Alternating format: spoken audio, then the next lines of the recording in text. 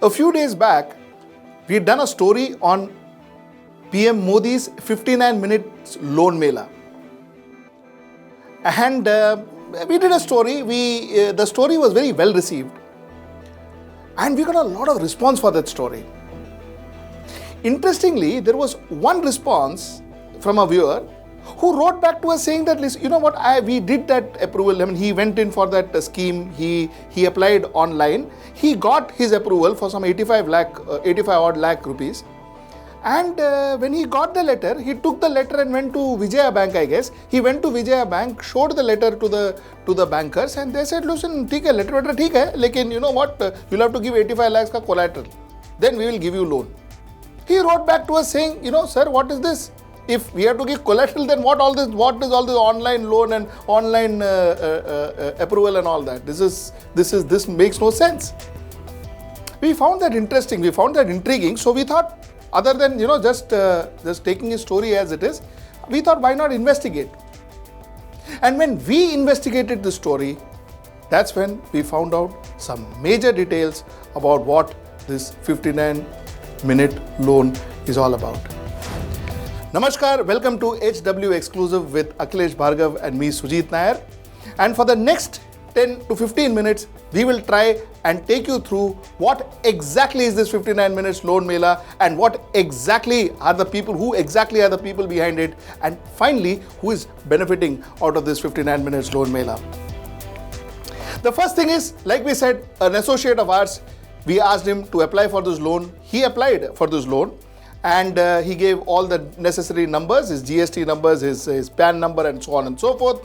The loan was applied for, and finally, in 47 minutes, not even 59, 47 minutes, the gentleman got approval from the thing called PSB Loan Sin, 59minutes.com. That was the website. The website name is written here. Now the thing is, the approval that he got is something called as in principle approval. You will be seeing it on the screen also. We'll try and zoom it to you. It was called an in principle approval. He got an approval of around 1,48,000 rupees, and he got an in principle approval of 1,48,000 rupees. He was supposed to collect that money from Oriental Bank of Commerce, and he was asked, and the branch and all was given to him, and the letter said it is an in principle approval. So all this talk about apply and getting loan in 59 minutes, we realized was nothing there. It was something called as an in principle approval. ठीक है. We went ahead. As we went ahead completing the process, he was asked, after everything, he was asked to pay an amount of 1,180 rupees. He was asked to pay an amount of 1,180 rupees. This too will come in as a zoom in right next to our screen. He was asked to pay 1,180 rupees. Now, when we actually probed, we were hoping that we were paying this money to either Oriental Bank or some government organization or SIDBI or somewhere. When we went to pay this money, we realized why we were not paying it to any government company. We were paying it to a company called Capital World Platform Private Limited. It's a privately owned company from Ahmedabad. They are in Navaranpur in Ahmedabad. We were paying this 1,180 rupees fee to a private company in Ahmedabad for a loan announced by the Prime Minister of India, and the loan to be given by public sector banks. So, Prime Minister of India announcing a loan that public sector bank will be given, but the money that we gave, the fee for this, was collected by a private company called Capital World Platform Private Limited. This raised eyebrows. We started investigating further. We went out to check who this company is and what this company is all about. And what we realized is this company, the person heading this company was a gentleman called Jinaat Vikas Bhai Shah. He was the director of this company, and he became a director of this company 30th March 2015. The second person who was running this company was Vikas Manilal Shah. He became a director in 24th of August 2016. Who is this person? One doesn't know. The only person who is a nominee director who became very recently on 4th of September 2018, he became a director, was Akhil Handa. Now, Akhil Handa, according to our information, was a person who worked very closely with Modi during the election campaign 2014. He was working together with Prashant Kishore, the then campaign manager of Modi. So that was the only thing we could understand about one director, his name Akhil Handa. So that was it. So this was the company run by few individuals, Jinath Shah, Vikas Shah, and Akhil Handa, and one or two more directors, which we'll come to. And the company was formulated and given such a big job, such a big responsibility. Akhilesh, two questions. Question number one. What is a private company which has got nothing to do with IT technically as we see it, okay, which is not a big company, handling such a large, huge loan disbursement scheme of the government of India? You know, Sujit, just as you were investigating, even we were trying to do our own bunch of unearthing of facts. While the associate was trying to apply for the loan, he had to part with his password and login ID of his GST, income tax, and of course, he had to part with his bank details. It is highly sensitive data. So you've raised a financial issue. Before that, I have an issue of integrity and trust. Am I supposed to share my login ID password with a very unknown private limited entity and give them access to my very, very crucial business data? I think there's a big question mark here. So if this entire thing has been structured by the government of India and we, the applicants, are being asked to part with our most sensitive data about our business, about our lives, to a private limited company which can misuse it, do what it wishes to do, then I have a major problem. And I think the problem starts here. That why did the government, not us, they are now claiming that SIDBI has become a 56% owner of the company. That's what they are claiming now. Then why did they even need to get this Capita World Platform Private Limited in the first place? SIDBI has been already doing this kind of processing as part of its business activities. They have a site called www.udyamimitra.in. It does the same thing. So where was the need to have a new company coming in? The suspicion starts there, especially with names that you're giving in which are linked to the ruling party. And incidentally, when this company was chosen, a tender was issued. The Scroll has come out with some remarkable facts. A tender was issued on 22nd January 2018. And the tender requirements were that they needed a company which had got extremely reliable track record in the matter of handling very sensitive data by way of analytics and algorithms on a very quick turnaround basis. If you look at the balance sheet of this particular company, Capita World Platform, as of 31st March 2017, they had no software at all. It was supposed to be under development. They have chosen this kind of a company to do complex analytics and algorithmic analysis of data. How did they really become eligible is a big question mark. So when you say that these were these politically linked appointees as promoters of the company, I do get an answer. Let me just continue on the background of the company. Why did SIDBI not do this? Why did they need one private company to do this? Or why did they not choose the likes of a TCS or Infosys? The reason I'm taking those names are, they have been already handling government websites of income tax, GST, etc. So their ability to hold confidentiality of data is at least known to us. We can trust them. I'm not going to trust one Capita Online Platform Private Limited, which was formed when? 30th March 2015. This company was formed on 30th March 2015. Its income for financial year 2016 was zero. Its income for financial year 2017 was 15,680 rupees. Am I supposed to trust my data with a company with this kind of a questionable background? That means this company was purely built to handle this product. Oh yes, this company is an epitome of crony capitalism, that this contract is going to come. So, was this company eligible for this contract as per the tender conditions? It looks apparently no, because one of the conditions was ability to handle algorithms and analytics of very key data. They don't have any such track record to talk about. The second was, in the last 3 financial years, they should have had management consulting income of at least 50 crores a year.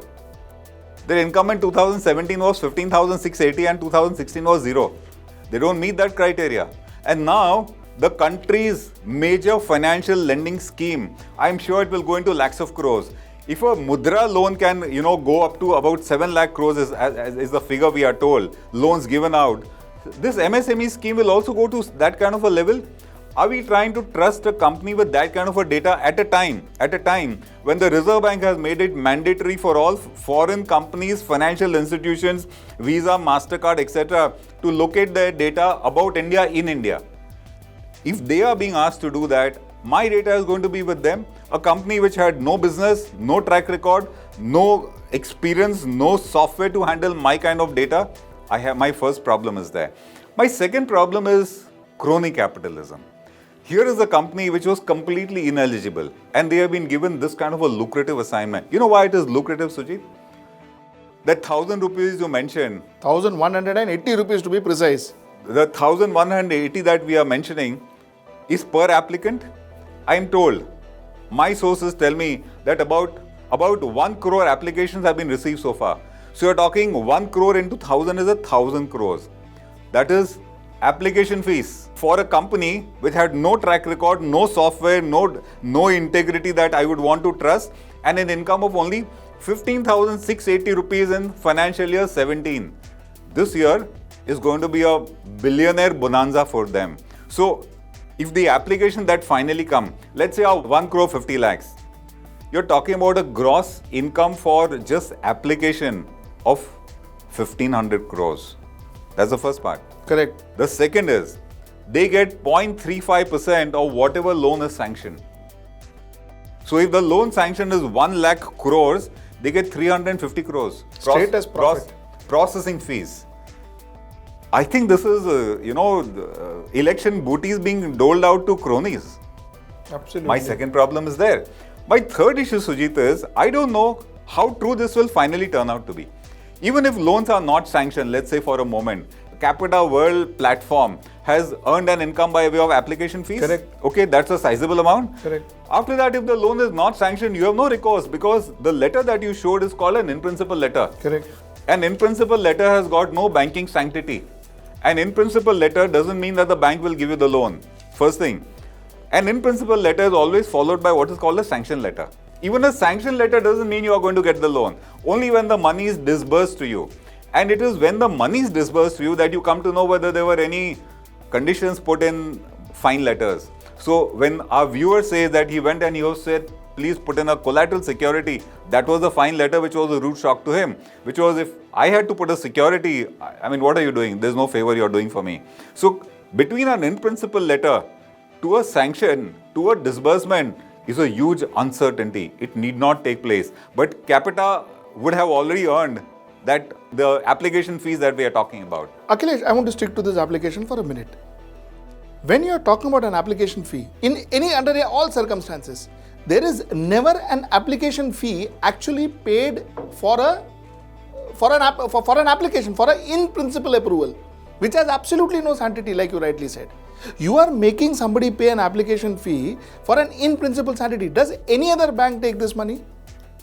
Sujit, even if they take, let's say, first of all, I don't know of a bank which takes an application fee, they take a processing fee. They take a processing fee, that is provisional, your loans are sanctioned. Sanctioned, and that processing fees is taken when the disbursement is happening. Correct. So they do take processing fee. Correct. But an application fee one has not really heard of. Without any sanction on the loan. Number one question. Akhilesh, number two question which I wanted to ask you, and I know you wanted to say something, but I just wanted to interrupt here, is the second question is, which means that who does this application fee go to?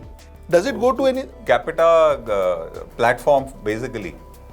The entire lock, stock and barrel. Not that they share it with anybody. It is now that they are saying that SIDBI is a 56% owner, but let me also tell you the background of that. The share capital of this company, Capita, as of 31st March 2016 was 1 lakh rupees. It had incurred a loss such that its net worth was just 60,000 rupees. It was a loss-making company. In 2017, again, they incurred a loss of 2.5 lakh rupees. So they were not a company that would be entitled to a premium. SIDBI has taken a stake in this company by paying a premium on a 10 rupee share, they paid a premium of 119 rupees. So a loss-making company on the basis of its projected future earnings, which is guaranteed, on the basis of its projected future earnings, gets capital from SIDBI of 22.5 crores, wherein the promoters had put in only 1 lakh rupees. So I'll give you business, I'll also give you capital to do your business.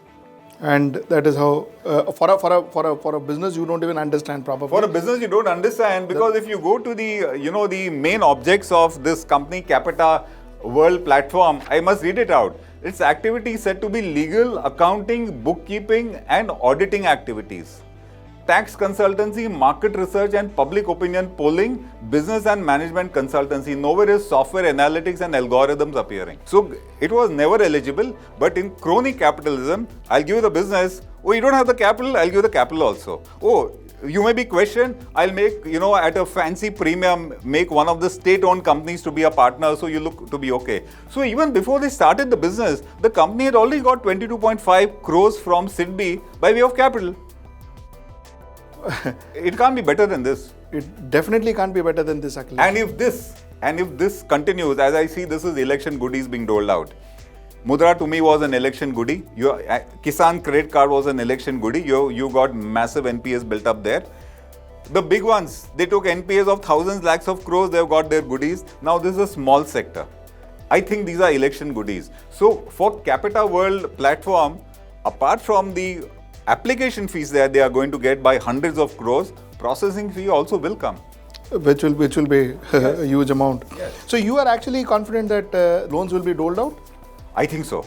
At least if I see the timing, the way it is going about it, to me this looks like a loan mela. And finally, if the loans are not paid, who is responsible? Oh, Who takes the hit? interestingly, Yeah. you know what you didn't see in this in principle letter, it mentioned that the loan will be guaranteed by CGT SME. Yes. Now CGT SME is a subsidiary of SIDBI, which guarantees loans taken by small entrepreneurs. So if the entrepreneur defaults, CGT SME pays it. So it means finally it be an NPA borne by the government if it is not paid, to answer your question. So Akhilesh, one doesn't know whether the MSMEs in India is going to benefit or not benefit, but one is very sure that Form Capita Private World Limited. Platform Private Limited will have a huge turnover to record by the end of December 31st. So he no longer is going to remain MSME. MSME. He is going to be a giant company. So that's all from Akhilesh and me. Till we see you next time. Namaskar. If you like this video, please share it, and we would love to hear your comments in the comments section down here. Also, please do like our Facebook page and follow us on Twitter to get minute-to-minute news updates. For more such shows and videos, subscribe to our YouTube channel.